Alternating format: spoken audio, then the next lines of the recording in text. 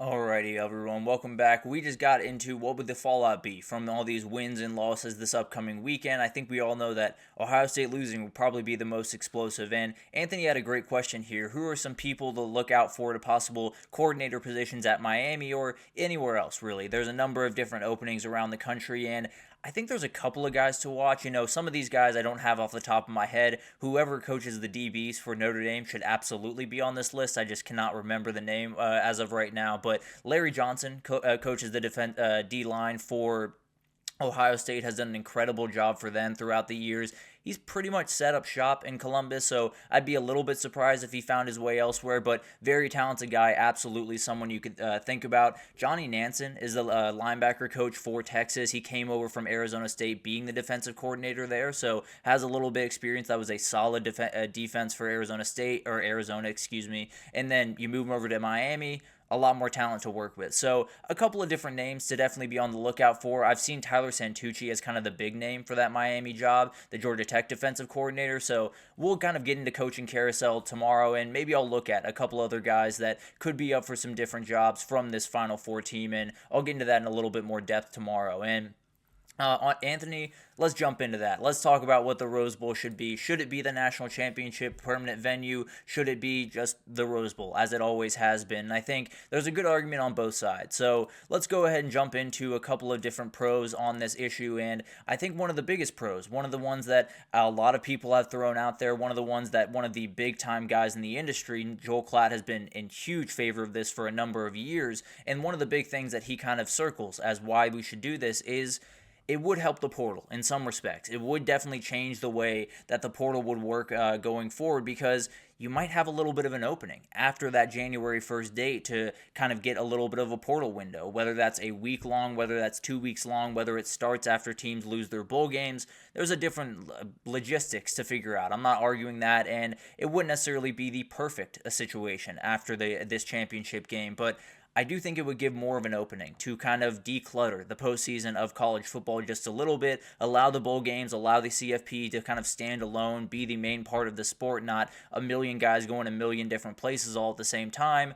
It would give us at least a little bit more structure, it feels like. Now, I still think there would have to be a little bit of overlap, because giving guys, 7 days from the 1st to the 8th to transfer, to get in there, to transfer, and then to find a place to enroll in school is quite a lot. There's no doubt about that. So this is definitely something that is going to have to be tweaked, have to be figured out, but I do think it would give the opening to kind of not get rid of the winter portal area, but definitely handle the portal era just a little bit better. And Anthony, you make a great point, and that's something that we should touch on here really quickly. Hope that everyone in LA is very, very safe. Hope everyone in LA and everyone around the Rose Bowl is taking all the precautions they need, keeping their families safe, doing everything they need to, and that is definitely something to factor into this. As upsetting as that is, it's a very, very terrifying situation, and if people were there for the national title right now, that would definitely create some problems. So it is something to think about. Obviously, not the biggest thing to think about right about now. Definitely something that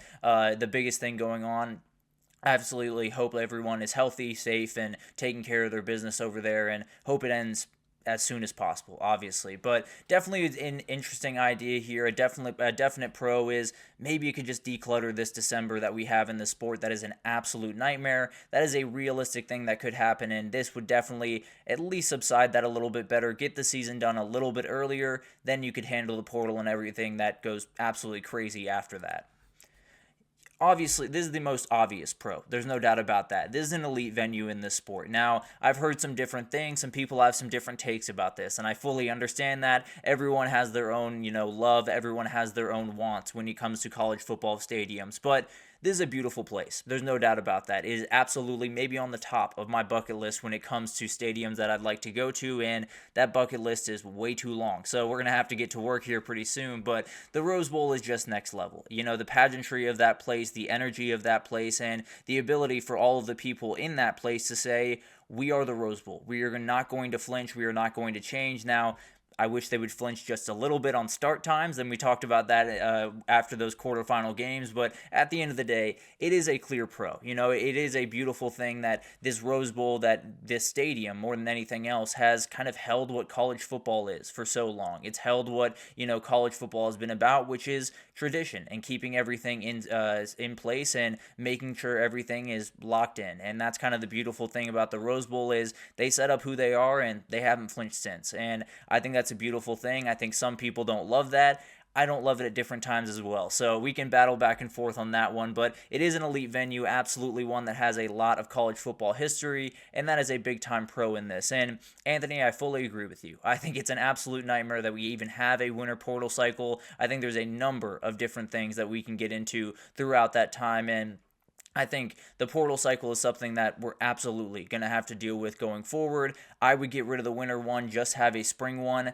That's a decision that a lot of people don't love. So it's going to be a battle back and forth and definitely something that we're going to have to figure out. But hopefully I got to all your comments here. And yeah, we'll talk about that rotation idea that you had here in a second. But the other pro is home field would kind of be a non-factor. And I promise I'm not trying to disrespect USC or UCLA fans, so please do not get mad at me in the comments. Love my guy Liam Blutman over there at Barstool Sports, does a great job covering this sport. But at the end of the day, this is the reality of the situation. If you were to pick out two Power 4 programs that maybe don't have quite the passion that a lot of these other programs do, you'll probably pick out those two from LA. Let's just be totally honest. So when you look at this stadium, it's always split. You always have Oregon on one side, Ohio State on one side, or Penn State on one side, Utah on the other side. It is incredible what they've been able to do. Now, the one thing that I will say, and this is the case for every single neutral site matchup you could ever have, split it at the 50-yard line. I don't know why everyone doesn't do this. I know the Cotton Bowl does it with Texas and OU. It is the best way to do a neutral site atmosphere because you got home game on one side, you got an away game on the other side, and it's an absolute nightmare to deal with. Ask anyone that has played in the Red River rivalry, they will tell you that as well. So that would be my only tweak to this. It is an elite atmosphere. Home field would just not be a huge factor. Now, I love USC fans. I would love to see USC playing in this game, in a national title game, possibly in the Rose Bowl going forward. I don't think they would necessarily overwhelm an Ohio State or a Texas in that moment, is the way that I'll put that for the time being. Don't want to disrespect anyone, but those are the pros. Some really great things, some portal help that possibly could come, some great things about the venue. What are the cons? And the biggest one to me is the schedule conflicts. It would be an absolute nightmare to try to figure this out, to try to get to the point where you get from 12 teams to 2 teams for by January 1st. It's going to be a nightmare. These December matchups, let's just say, or this year, is the best example because the SEC Championship, the Big Ten Championship, all of the championships happened on December 7th. If you played the game on December 14th, if you played the first round, first of all, you'd be getting in the way of that game. And that's not something that I want. I don't think that's something that a lot of different people want around the sport. I want that to be a standalone game. I want them to have their own day. Plain and simple. I'll just leave it at that for the time being. I very much want that to be left alone. But let's just say they do play those first round games on that Saturday, on the 14th. They play the quarterfinal games on the 21st. They play the semifinal games on the 28th. That gives you about 4 days before you have to get to January 1st. It's just too much. So you're going to have to find a way to possibly push back the regular season. That's really the only idea that I have. Start week 1 on week 0 and then just move forward from there. I don't think it's a very, very viable idea, if I'm being totally honest with you. I think this is a massive hurdle, and how much time you give teams between conference championships in each round, you want to give them a little bit more time because you want the best teams on the field. You want the most healthy teams on the field. And this would be a really, really hard time to do it. And the reality is, Rose Bowl is being played at 3 p.m. or what is it out there? At 2 p.m. On New Year's Day regardless. They are not changing that. That is not going anywhere. There's no question about that. So plain and simple, that is the way it's going to be going forward. Don't even question it. So they have to find a way to get there on the first. They have to find a way to get to 2 teams before the first, and that is a tall order for just about any way you cut this thing. And then you would have bowl games after the title. And this is more of a confusing one, kind of a nitpicky one more than anything else. So not necessarily trying to tear apart at this idea, but it would just be weird. I like the idea of when the national championship ends, you say, okay, that's college football for the year. I've gotten everything that I needed to know, and that's going to be the way that everything unfolds. it's going to be interesting to watch all of that unfold, and definitely going to be something to watch. But the reality is, I wouldn't necessarily love to see the Gator Bowl after we've already had the national championship crown. That's just kind of the way that I work. A little bit of a nitpicky thing. Also, small tidbit here that we will talk about tomorrow in a little bit more detail. Ole Miss and BYU seem to be going after each other on Twitter and possibly giving a hypothetical matchup. I don't think it's going to happen, but we'll talk about it. We'll see if we can get that to happen, because frankly, we talked about it in our production meeting yesterday. Would love just like chaos matchups in between the semifinals and the championship. Just give us all the grudge matches you can possibly give us. I'd sign up for that 10 times out of 10. But Anthony had a good point here. The playoffs should be at the beginning of January to the beginning of February, and the conference championship should be December. I got what you're saying here. Would be interesting. There's no doubt about that. There would be a lot of different ideas that could be thrown around. Maybe you have your portal window and then you have playoff time. Maybe you have playoff time and then the portal window. So it's going to be a nightmare. Let's just be totally honest. I tend to believe the cleanest one is just getting rid of that winter portal window. Apologies, but that's my idea as far as I'm concerned. Get rid of that winter portal window. Have guys leave if the coach gets fired, that type of thing, but nothing else, and then open it up in the spring and let guys go where they may. That's the way that I see it. There's obviously some different ideas out there, and we'll see what they come up with. But then, no primetime matchup. And this is another one that might not be a huge deal to a lot of people. I don't know how people feel about this. I don't know if people need it to be at 8 p.m. at night or anything like that. But I do think it adds a little bit. I'll be totally honest with you. I think the build-up, the anticipation of this thing is going to kick off at 8 p.m. tonight. We're going to talk about it the entire day. It really does kind of get the juices flowing, really does get the energy in that building, and does give people a little bit more time to, let's say, get hydrated. Let's leave it at that for the time being. But it would give people a little bit more time to enjoy the day. And then you have that game at night. Obviously, over there in Pasadena, it would be at 2 p.m., so would be a little bit different. No doubt about that. Another nitpicky thing, but overall, definitely something to think about as you get in, something the networks will be thinking about heavily. I can promise you that. And then my opinion. I love the Rose Bowl. It's probably the best venue in the sport. I think the Cotton Bowl gives it a good run for its money, but I think it's the best venue in the sport. It's given us some of the greatest moments in the sport, maybe the greatest moment with the 4th and 5 for Vince Young in that championship game against USC. So it's been incredible. There's no doubt about that. I don't see the reason that it needs to be the national title every year. I think it's logistically an absolute nightmare to try to figure out how you're going to get from 12 to 1 before January 1st.